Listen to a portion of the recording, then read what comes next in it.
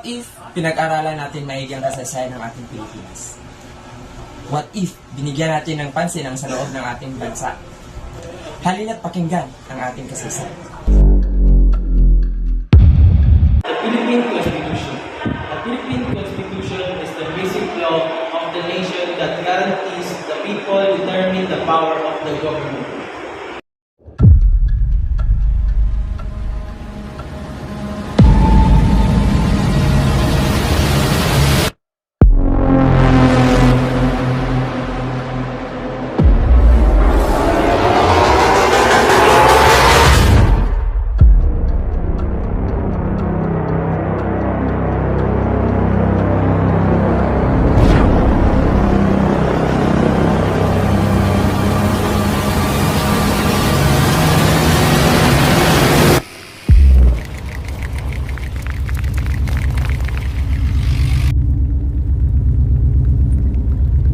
Constitutions of the Katapanero, the First Republic, can be traced back to the Revolution of 1896, which led to the Katapanero becoming a covered organization with a structure model of Freemasonry with the goal of achieving independence for the Philippines.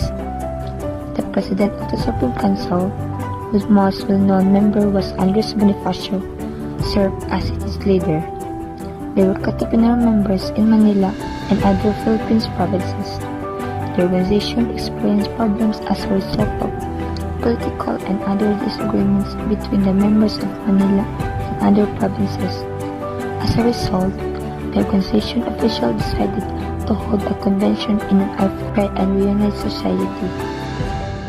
Next is the most short-lived constitution of the Philippines, has had a total of 6 constitutions since the proclamation of independence on June 12, 1896. It was on November 1, 1897 that the Republic of Biak na Bato, or Republica de Biak na Bato, was established during a meeting held at Biak na Bato in town of San Miguel de Mayong, Bulacan. This was a de facto constitutional republic. In this meeting, constitution written by Isabelo Artacio and Felix Ferrer was promulgated by the Katipunan, which acted as Constitutional Assembly.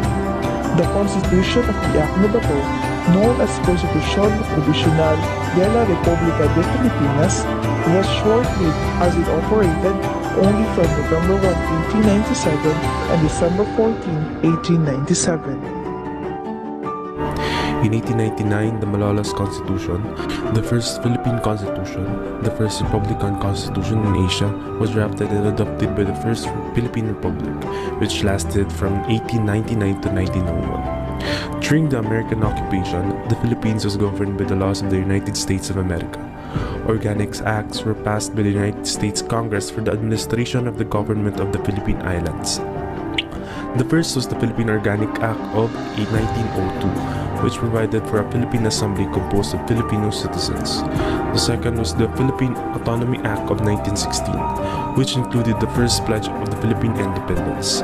These laws served as constitutions of the Philippines from 1902 to 1935. The Malolos Constitution was in operation from January 23, 1899 to March 23, 1901. It provided for the creation of an assembly of representatives to act as legislative body and a parliamentary republic as the form of government.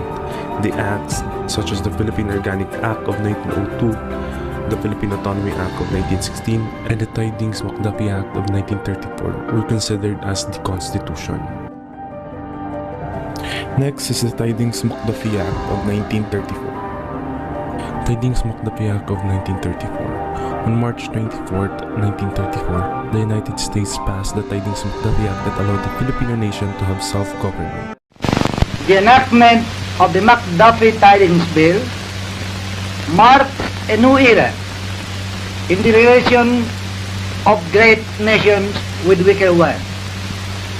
The United States has granted the Philippines their independence, thus completely surrendering its sovereignty over the people of the Philippine Islands. Next is the 1935 Philippine Constitution. On May 14, 1935, the Constitution of the Philippines was ratified by a large majority of the Filipino people. The 1935 Constitution of the Philippines, which created the Commonwealth of the Philippines, was based on the principle of separation of powers among the three branches of government. Accordingly, the 1935 Constitution was written with an eye to meeting the approval of the United States government, so as to ensure that the U.S. would live up to its promise to grant the Philippines independence.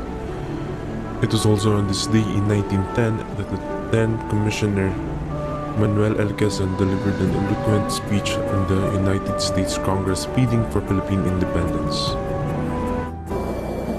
I, Manuel Luis Quezon, hereby solemnly swear that I will faithfully and conscientiously fulfill my duties as President of the Philippines, and I hereby declare that I recognize and accept the supreme authority of the United States of America in the Philippines, and will maintain true faith and allegiance thereto. So help me God.